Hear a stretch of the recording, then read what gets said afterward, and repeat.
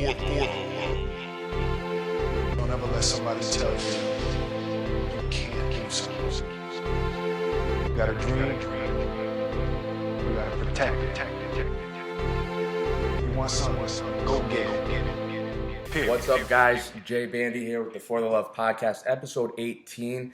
And I'm here with Dr. Matt. Say your last name. I don't want to pronounce it. Fisel.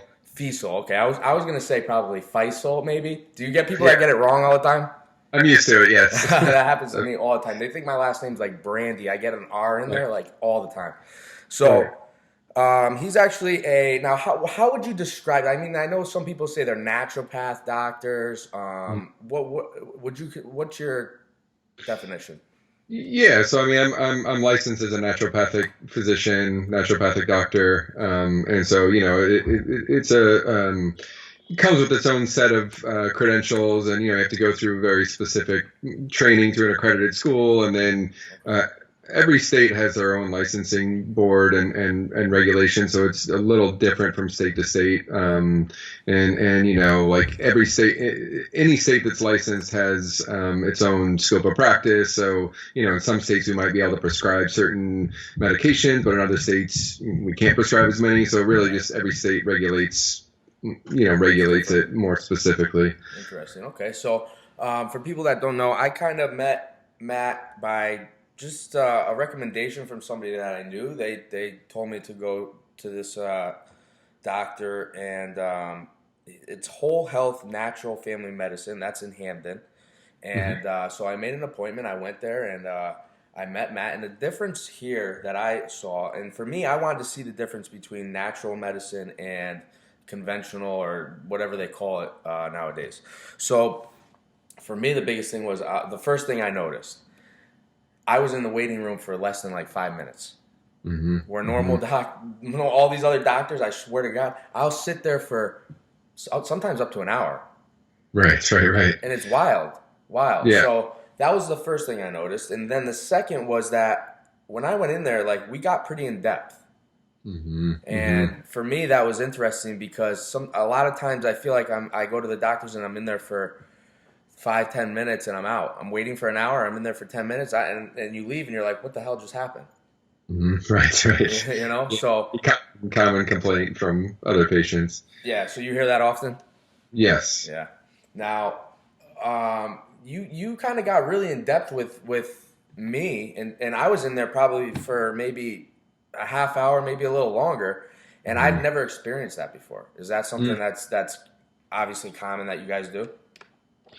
Yeah, well, I mean, I think, because of the way that our medicine works, and really some of the founding, principles of the medicine really have to do with, trying to look at the bigger picture, figure out root causes of people's concerns. And so, I mean, I think that requires, us to get a little more in depth with respect to, knowing you as an individual, as opposed to just, what's your symptom and what drug can we use to cover that up.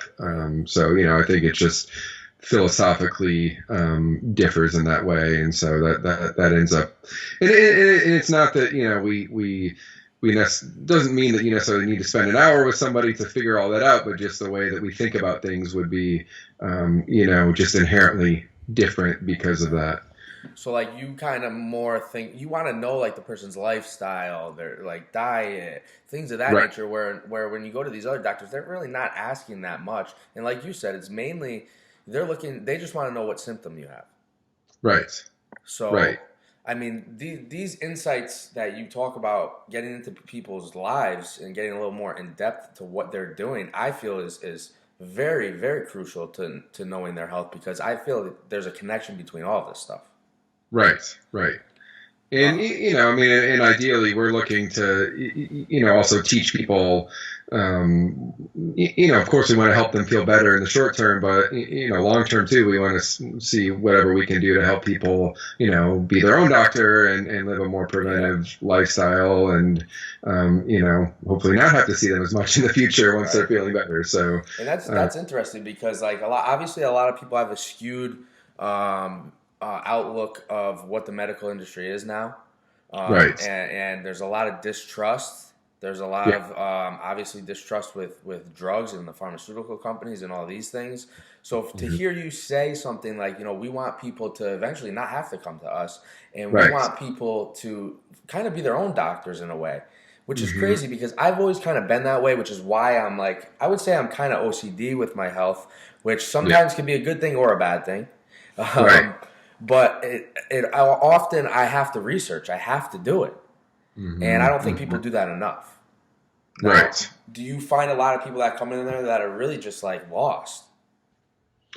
Well, I think, as you mentioned, I mean, there is that, certainly the mistrust seems to be growing, especially I think the more people have access to information out there. I mean, I think, on one hand, sometimes it gives you more tools to, to like be your own advocate. But then on the flip side, I think it also makes it harder to sort through what's legitimate and what's not. And so that sometimes makes people even more scared. And then they're like, hey, I need some, like I get that all the time. Like people come in and say, oh, well, I read about, this supplement for this and this supplement for this, but I don't want to proceed without, more professional input. So, I mean, I think that, that ends up leading more people to seek out our services too.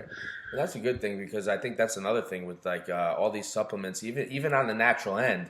There's a lot of companies out there, and I have a supplement company myself, but just knowing supplements, and I was into bodybuilding for a long time, so that's where I really got into all this stuff and health and medicine and really digging a little deeper into my own body. But people really don't understand, I think, what's being sold to them in stores either. So that was something too that me and you sat down with, and you kind of went over certain things that you recommended to me, and kind of got a little more in depth. And not only that, but the companies that are selling these products, which companies are more legit and better quality of a product. Right.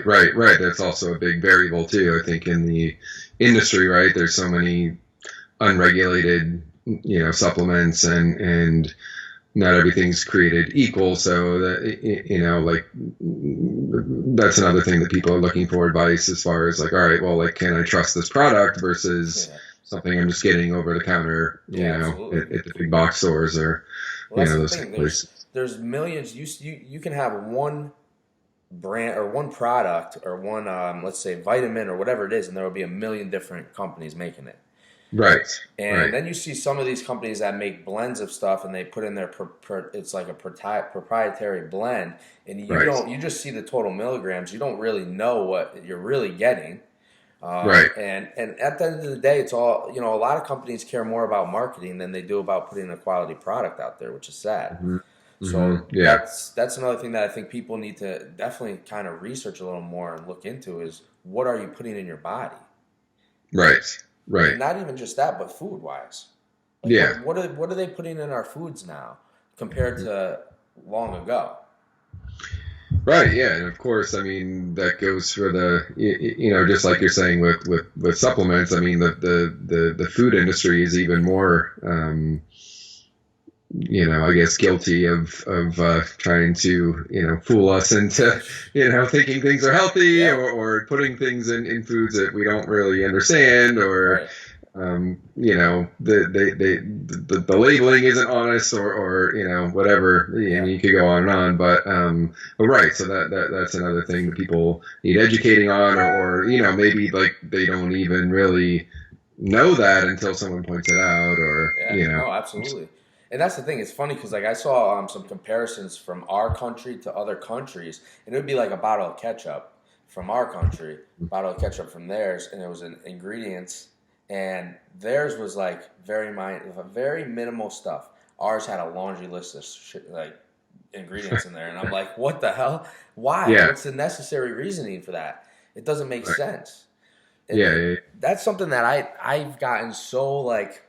Sometimes you can drive yourself crazy with this stuff because you think about it so often, and if you're very, very passionate about the body and health and what's going in it. Because here's the big picture is that all this stuff, you're either preventing disease or you're causing it. And I Right. don't think people understand that with what's going on in these foods and all these chemicals and everything being used these days.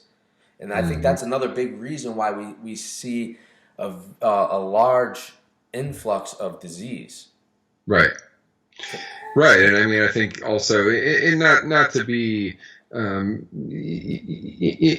to sound like it's a a big conspiracy or something, but I mean, certainly there is a big interconnection between the pharmaceutical industry and the food industry, and everything is there's not a lot of separation there. So I mean, that also I think makes you a little more skeptical about like the best interest being more more corporate versus Yeah. health related. So yeah, I mean, I think you even have to be a little even more proactive because the deck is stacked against us as far as people really looking out for our best interest health wise. Yeah, absolutely. And that's why I'm a big advocate on telling people you need to be preventative. You Right. can't wait to be healthy.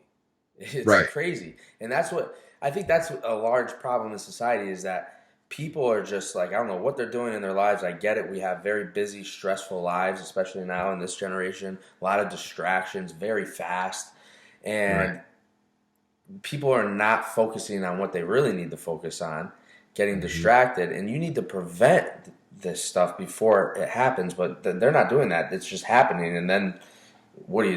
Now you got to either just control it or sometimes you can fix it, but it's a lot of work and people don't understand that. Yeah. Yeah, and I think, as you touched on before, with respect to maybe like people's mistrust of, the medical system. I mean, sometimes people might not, like they might go through their lives feeling, like they never really had any health problems and just thinking in their head like, oh, well, the doctors will be there when I need them. But then it's not until they maybe have an experience that then makes them realize like, oh, wow, like maybe I shouldn't, put all my faith in that and actually like do something to, Right. take care of my health better so I don't have to be so dependent on, the medical system, right? Yeah, it's crazy. I mean, you got to And especially, got to I figure think it out. being right, and I think it's being highlighted now with just with the system being put to the test as far as Hmm. the capacity and I mean not to downplay. I mean certainly these doctors are saving lives and there's certainly not saying that it's like that like conventional medicine is bad per se. It's just that the paradigm is different with respect to a more preventive, proactive approach versus just waiting for someone else to save your life type of a Right. of approach. So Right. And that's like something I've gotten into over the years is really like kind of following a lot of like anti-aging mhm. advocates or like a guy. I watch a guy. His name's David Sinclair. I watch a lot of his stuff. I'm kind of interested in because I'm not totally against conventional medicine or whatever they call it, or even pharmaceuticals to that extent. I just believe that the ones that they push are only obviously for money reasons, Mhm. and some do obviously some of them are very beneficial, but there's some that like people are taking for anti-aging reasons, like metformin. They say that that's really prolonging people's lives, and I don't know how true this is, but my belief with that, because metformin is just supposed to be, a diabetes med for people that are really not yet there, and they Right. need the needle. So, I would think that what that medication's doing is keeping your blood sugar like this Hmm. throughout the Hmm. day, Right. which is obviously a lot healthier than going like this. Right. Right. But the problem with that drug is like it's a very cheap drug and it's not on patent. So Hmm. and the other thing I feel like is this: does the pharmaceutical company really want to push a drug that is making people healthier? Right. You Right. know what Right. I Right. mean? Yeah. Because Right. Which I hear and that I mean guy. I hear that yeah. I guy. mean again, you hate to be like skeptical in that regard, and I'm sure not every pharmaceutical, manufacturer or whatever has those intentions, but Right. right. I mean, it's certainly not a blockbuster money maker for them, right? Yeah. So, And that's the sad thing. And they even said that there was a study done on that medication where people that were healthy and didn't have diabetes compared to people who had pre-diabetic or whatever that were taking this metformin. The people that were taking the metformin were living longer, Mm-hmm. and they were finding that it had cancer preventative, preventative, things of that nature, anti-aging, all that stuff. And I sit there and I listen to what these guys are taking and what they're using, and I'm like, if these guys are scientists that all they do is study anti-aging and the aging process, and this is what they're using, it's got to somewhat be working or beneficial, I would think. Right. And another one I heard, and I actually take this myself, is I don't know if you ever heard of spirulina and chlorella. Mm-hmm. So I take that myself because I heard I watched this one guy talking about it, and he says obviously it's an algae from what I gather, and they say it's a superfood packed with like nutrients and all these things and minerals, and but it also is very good at detoxing the body from heavy metals. Mm-hmm. Right. So that's why I take that daily, and whatever the conspiracies could be, with people saying where these chemtrails are shooting heavy metals down at us and whatever's in our water and all these things, I don't know. So and I do know that those things are not beneficial to my body. So if I could detox that stuff, then I'm going to do that. So I mean, do those things make sense to you? That of what these are doing, these type of medications, or like the spirulina and chlorella, do you think that it actually does that stuff? Yeah, I mean, certainly there's different, I mean, I think, again, like you sort of touching on, I mean, there's a number of chemicals in the environment that could be considered, endocrine disrupting or heavy metals or, like again, conventionally, I think,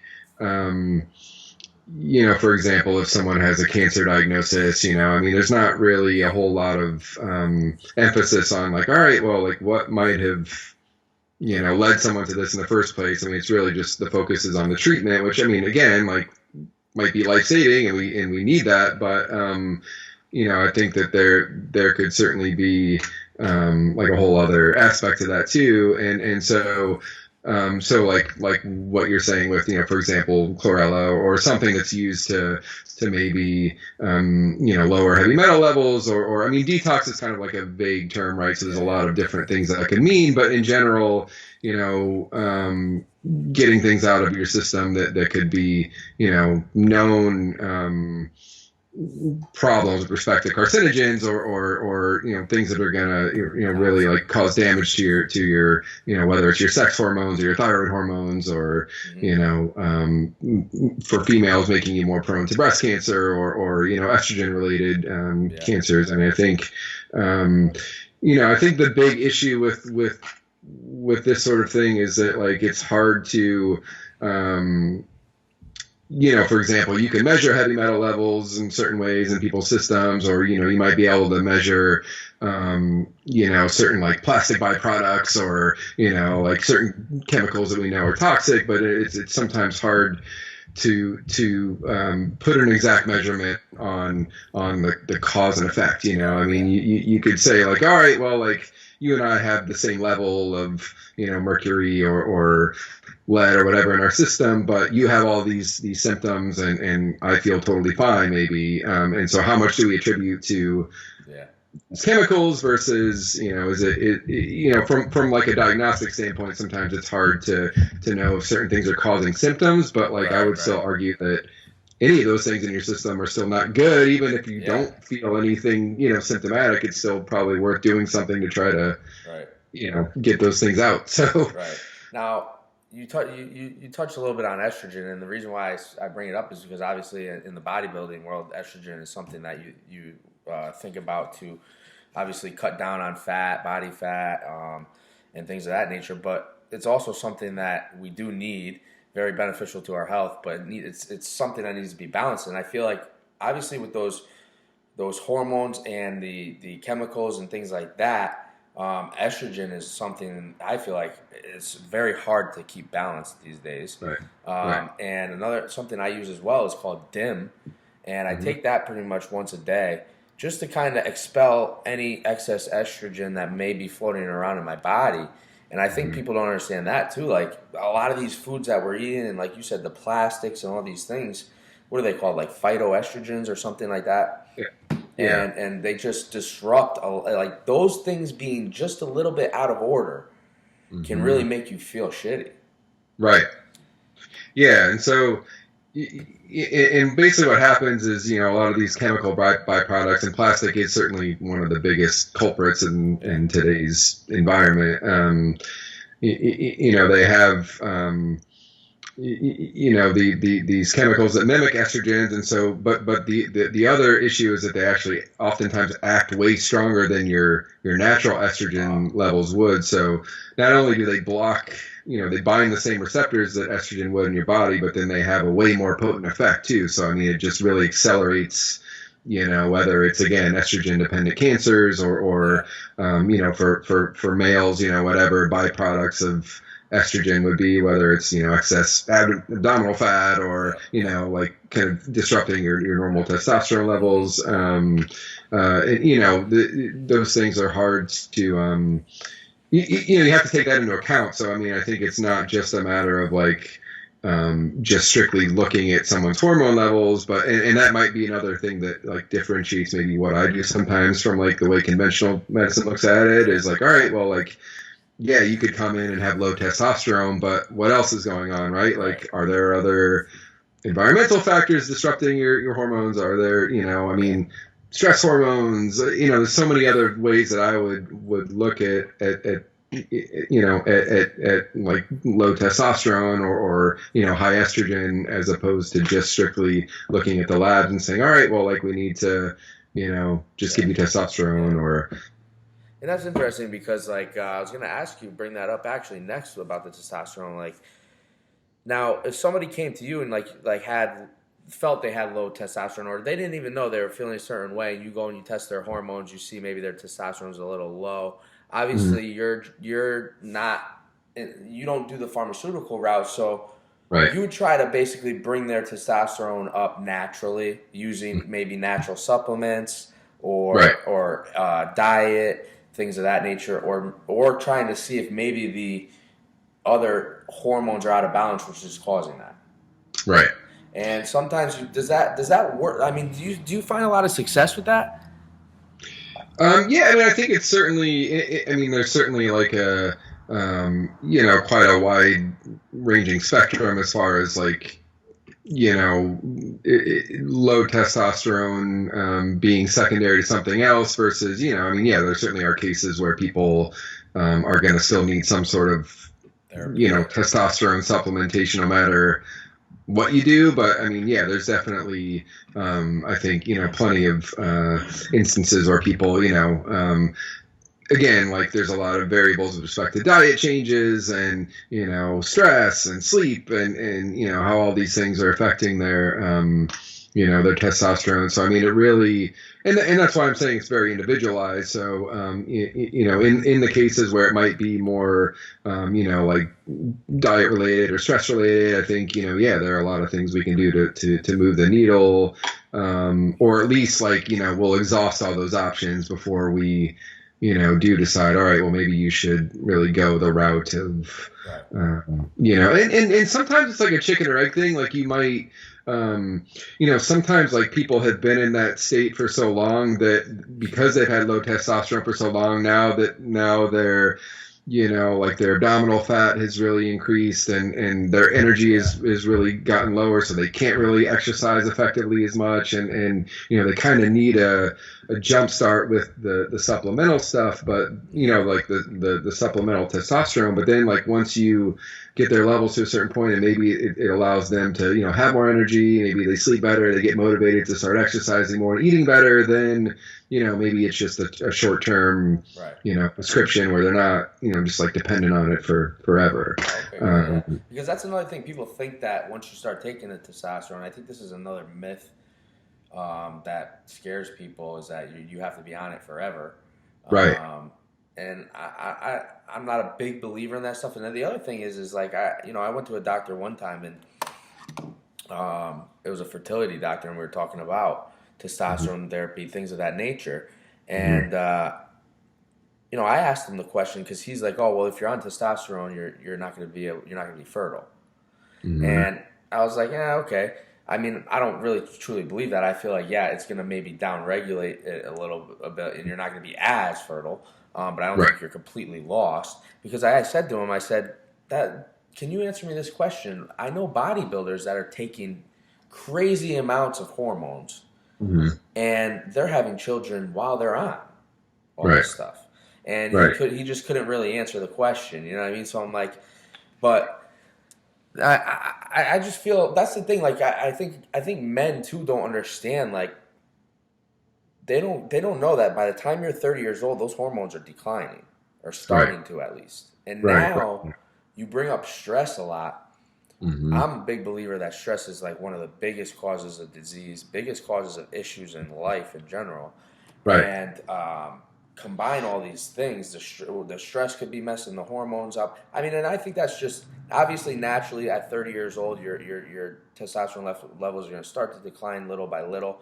But then you add in all these other factors, and I think it's just now starting to just coast in a decline, And most men don't understand that. And then like they hit like 40 years old, and then they're finally like, what the hell's going on? And luckily for me, because I was into the gym for so long, that actually made me really focus on this type of stuff. Mm-hmm. And by the time I got to, in my 20s, I was very hardcore in the gym. Yeah. And I lived that bodybuilding life, and I was all about, the gym and eating meals and this and that and whatever. And then kind of like later in my 20s, I'm 34 now, probably around like 28, 29, 30, I started slowing down and saying to myself, okay, like I got health and aging is what matters more. Mm-hmm. And that's when I started getting more in depth with less about the protein and all that stuff, and more about, okay, what vitamins and what minerals and what supplements are going to help me prolong my health, my organ health, all these things.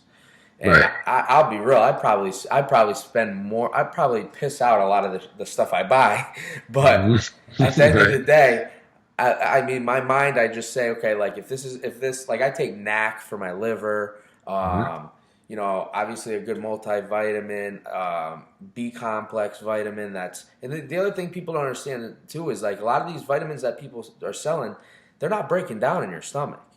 Mm-hmm. So you need certain types. I mean, I heard like for B complex, you should have like a methylated version or something like that will break down properly. And another thing that I'll tell you kind of changed my body for like the well-being of my body was magnesium. Mm-hmm. That was that's unbelievable. And I think a lot of people don't really understand how beneficial that is to the body. Right. What exactly? I mean, because I take a topical magnesium, and then I also take magnesium citrate, and I take a extended release magnesium. Mm-hmm. So this way, I'm getting a little bit of every type of kind there. But it seems to me like it has a wide range of benefits. Yeah, I mean, magnesium is definitely a cofactor in a lot of, metabolic reactions in the body.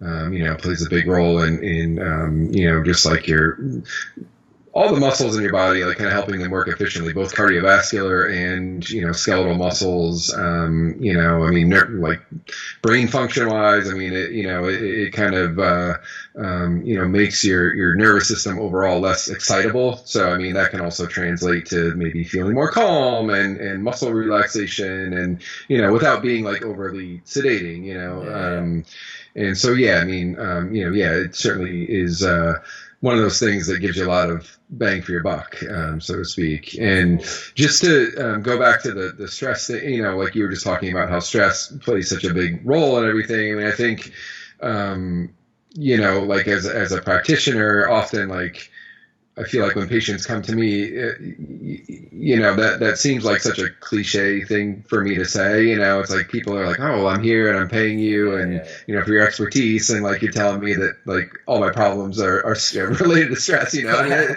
usually don't oversimplify it that much, but, like oftentimes I try to work that in. It's like, well, look, I think like a lot of what you're experiencing is basically like if we can kind of help to get your stress response under control, then a lot of these physical symptoms are going to improve and your energy is going to feel better, and it's just like a domino effect. And I was going to point out that now I'm finding, like, as people have been forced to not go to work and not be commuting as much, and even though there are different stressors associated with just the fear of getting this virus or some of the other social impacts. I think a lot of people are also finding that some of these chronic diseases or like physical symptoms they've been having are getting better, because they've been forced to slow down. So I mean, like, I think it's really making people, like forcing them to make that connection. And then I think once people do recognize that, it really is life changing as far as like. God, yeah. I'll give you an example. I mean, the reason why I'm a big believer in that is obviously, my career is very stressful. I've had a pretty, 13 years of doing the job and a lot of things in my career that I had to deal with, and, just life in general. And I think people don't really understand how connected your mind and your body really are. Right. And obviously, your past, your childhood, all these things that we've gone through in our life that are trauma causing or maybe trauma causing, we carry with us, and we live a lot in our subconscious mind. And it's funny because probably about maybe 6 months to a year ago, I started having these different outlooks in my life. And I'm very grateful that the world brought this to me, because I feel a lot of people are just caught up in all this stress and this environment and all these things, and they don't get that chance to slow down. Right. And I actually found a doctor. His name's Joe Dispenza, and he's on YouTube. And if you never heard of him, definitely check him out, because he changed my life. This guy, and he was actually, I forget what he did for work, or what type of doctor he was prior to this, but now he just specializes in the brain and neuroscience. And he had some type of accident where they said he was never going to walk again. All these things. Long story short, he basically says, it's your thought process, it's your mind and how you think that's going to make you feel. And so I started really kind of educating myself with him and his videos and his thought process and his education. And it's changed my life in reality, because it really is like, it's like this. If you wake up in the morning and you wake up and you hate your life, and you wake up and you're like pissed off to wake up early. Now you're pissed off, you get out of bed, and you're just pissed off from the second you wake up. That's usually how your whole day goes. Right. And he talks about how the mindset really not just makes you feel better, but it does create disease, and it can also cure disease.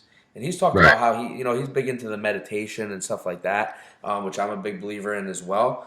And he talks about how he does these retreats all across the world, and he talks about how he's had people come there with all types of diseases, and after a week of like these retreats and this meditation and this thought process change and all these things, they're leaving feeling better, and they're going home and getting tested, and the disease is gone or it's subsided or whatever it is.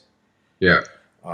And I think a lot of people don't understand. He actually said this. He said, when you're living, when you're constantly thinking negative, your body starts to live off the stress hormones. Right. And what happens is, it's crazy. He says when you finally let go of that, and you finally have some type of revelation in your life that causes you to change this thought process, he says your heart, and apparently they have scientific studies on this, your heart actually literally opens up. And he says that the capillaries in your heart open, and it starts to rush blood through your body. Now, if this seems, you're the doctor, you tell me if this seems right. Yeah, I mean, I don't know of this specific study, but, physiologically it makes sense if you have less, adrenaline pumping through your system, which is a vasoconstrictor, like it kind of would make you less prone to, that tension in your blood vessels. And so, yeah, like physiologically it sounds plausible anyway. Yeah. It's crazy when he talks about it, but and then he says basically, literally, your heart is opening up. This blood is now rushing through your body that was being restricted prior, and that's what's really kind of causing the disease to subside and stuff. On top of maybe other things, but and in reality, he says that's how your body really wants to live. And what's happening is when you're living off of the stress hormones, what's happening? You're constantly releasing adrenaline into your bloodstream. You're overworking your adrenal glands, all these things. So that just changing your thought process is crazy. Right. And he even says, like, we have an inner pharmacy. We have a pharmacy inside our body, and I'm a big believer in, because think of it like this: every drug that is made, every supplement that is made, it's made to mimic something inside of our body. That's how people don't understand how important, like how powerful the body really is. Right. Everything that's made in regards to like medicine or whatever it mimics off of our body, and probably something that happens naturally in our body.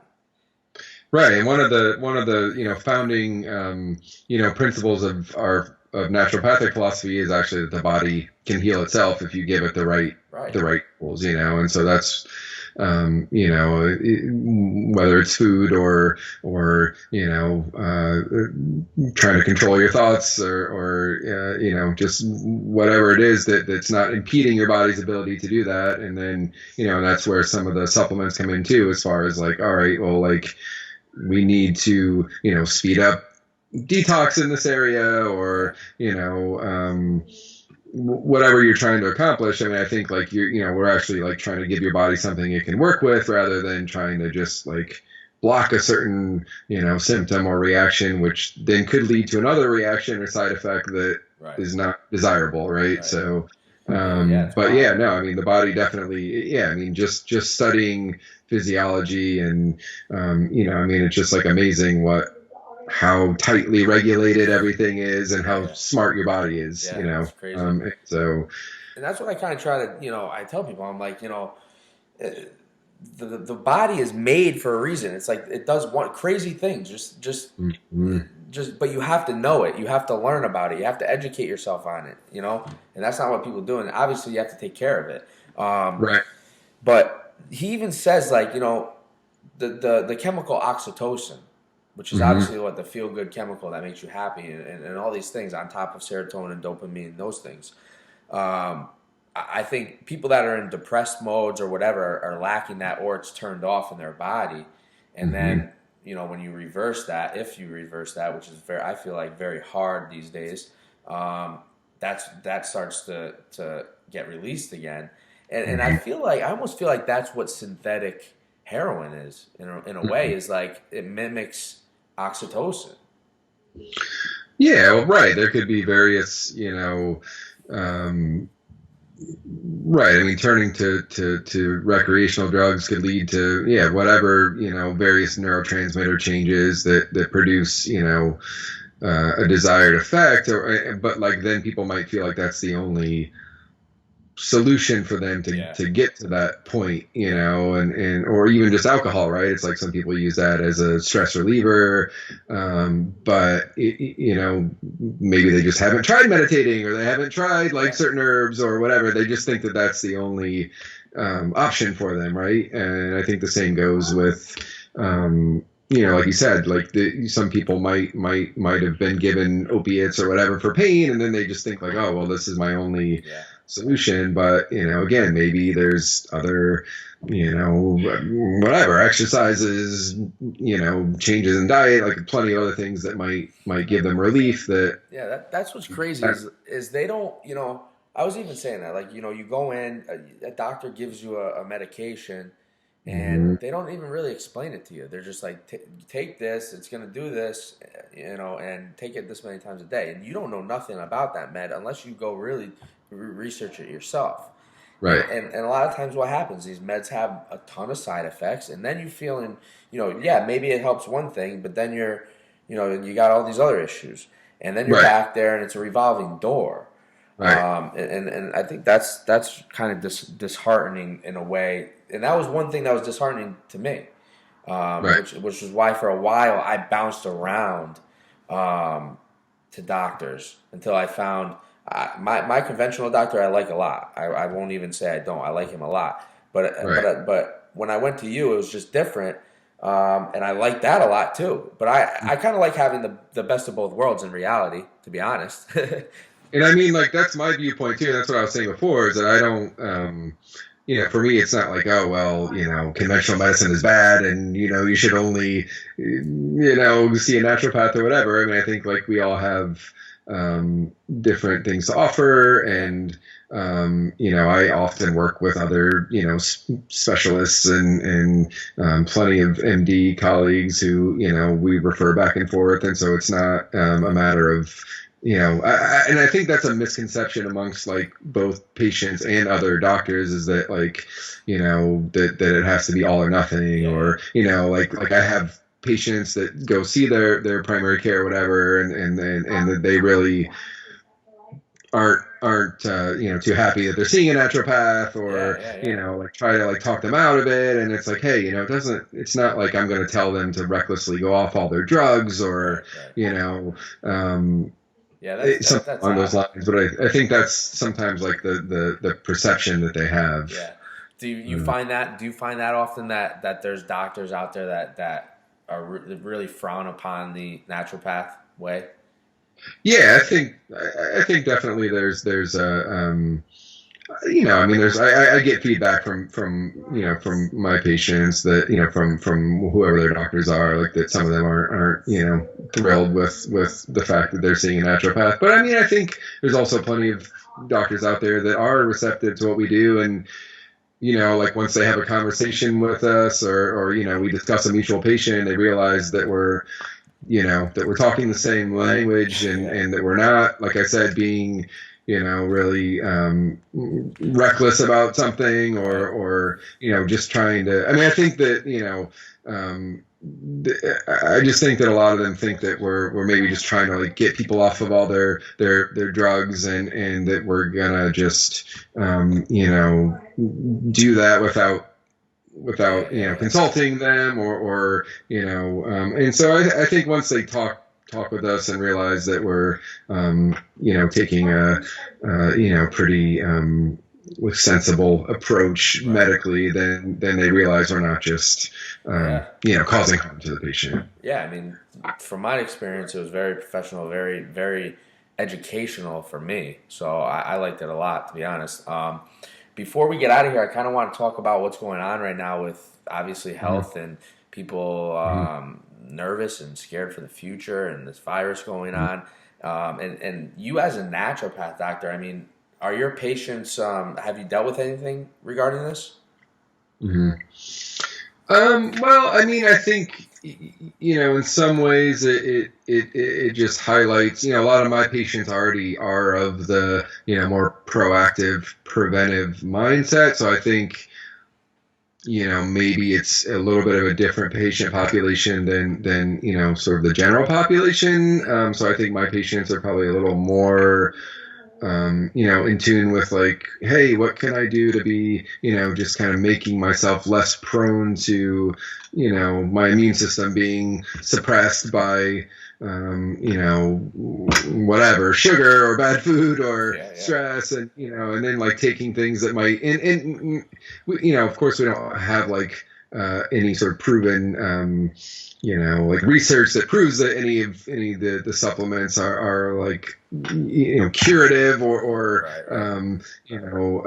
been proven to treat, COVID-19. But I mean, like, they're just things that might give them more general immune support, and things that might have some promise with respect to just, antiviral type effects. And maybe just trying to, if they're kind of like, let's say, nervous about getting it, that's what they're calling you for in reality. So there's definitely quite a bit of that, and I think it's a combination of trying to not only suggest some of those things that might that we think have pretty good track records with respect to just like kind of antiviral properties in general, but also, maybe things that are like actually helping to like calm their stress levels down. Yeah. And then, also like just kind of reassuring them. Again, I think like the type of patients that come to see me are also maybe a little more trusting of like their body's ability to, to heal, and actually like, for example, like we might often encourage, to a certain degree, like letting a fever do its job. And that's actually like your body's way of, fighting a virus. And so like, how can we support that with, hydrotherapy or herbs or things without, I mean, again, obviously we're not going to let it get to a level, still are going to recommend if people need to seek, further medical care, they can, but like, there still might be other tools that we have at our disposal that, other, forms of medicine wouldn't have. So I think it's like a little more reassuring maybe for patients too.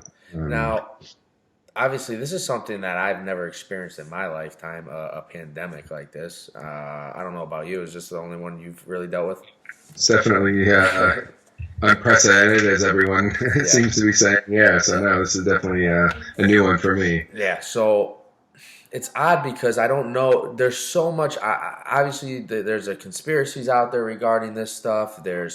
Everybody is torn every which way regarding it, and I think people kind of, you got some people that don't take it serious at all, and then you got people that are over the top with it. Mm-hmm, And right. I don't really know what to believe, to be honest. And I'm even out there working, and I'm pretty on the front lines of this thing, and I still don't know what to believe. I don't know if this thing is as serious as they say, or if everything's being blown out of proportion for certain reasons, political aspects, money, who knows? I don't know. And that's what's kind of really disheartening and scary. I think the most scary is you don't know what to think. Right. Yeah, well, yeah, and I mean, yeah, I certainly, I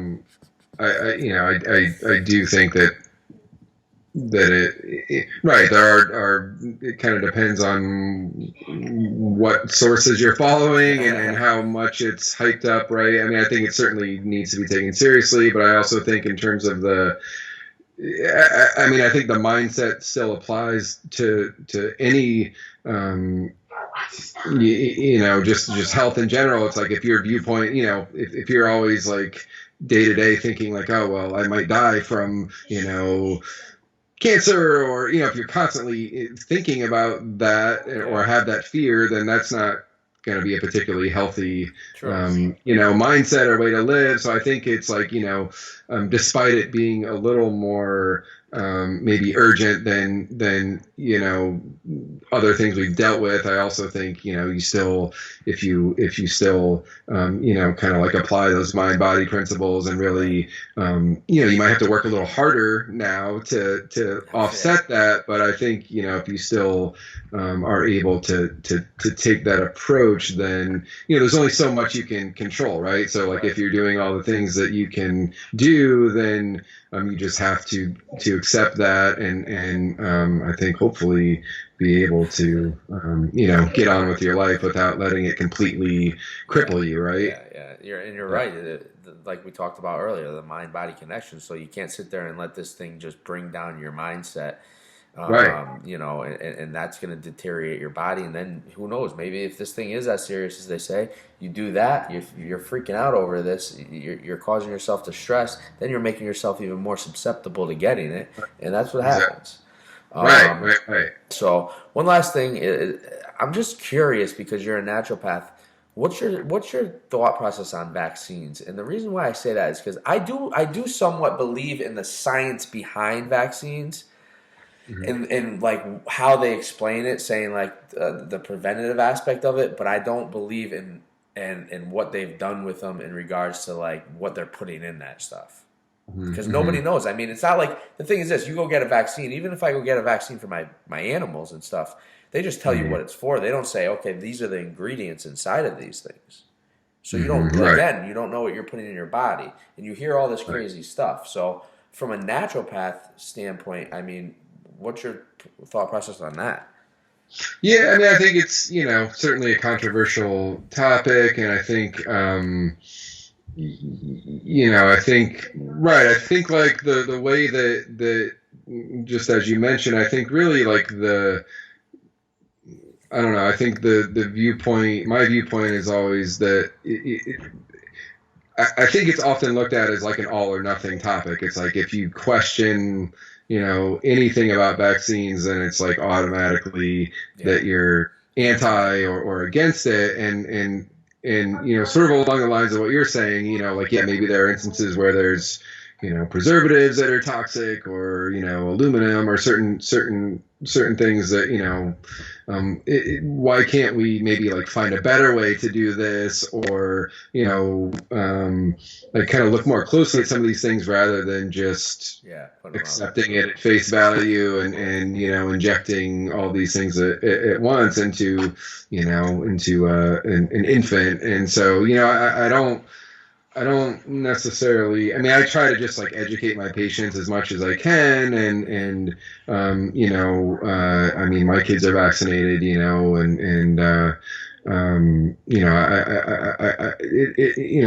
don't like to say that it's, that I'm anti-vax. I just think that, like there could probably be a better way of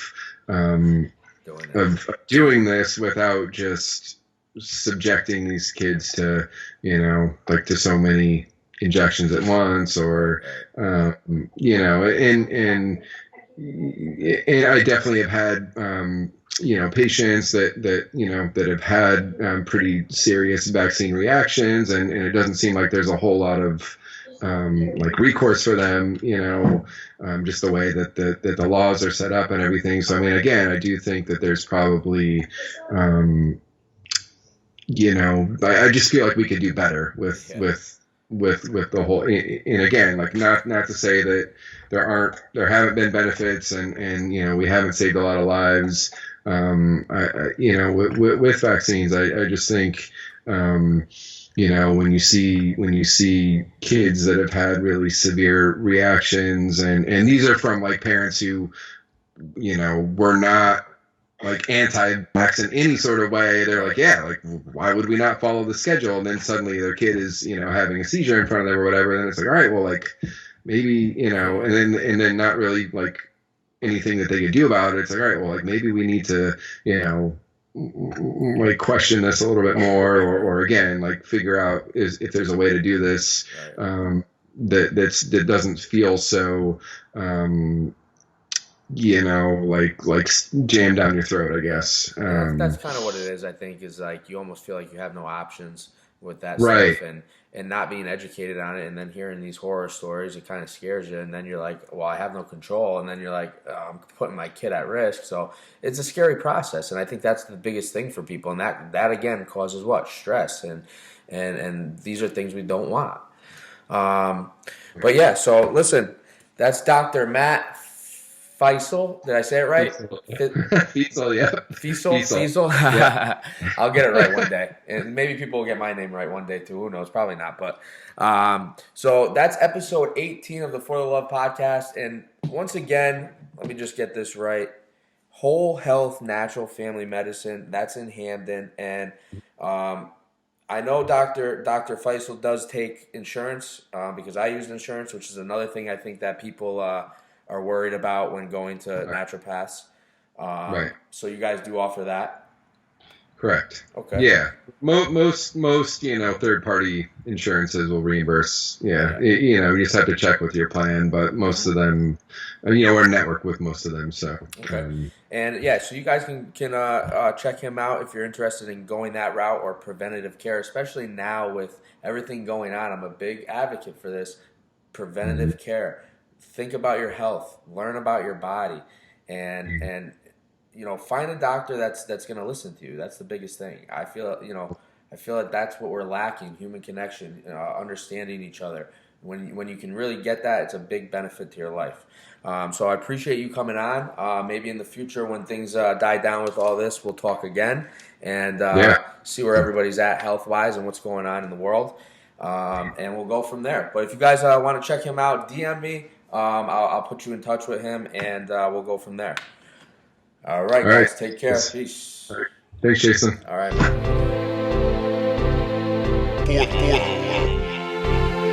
Don't ever let somebody tell you you can't do something. You got a dream.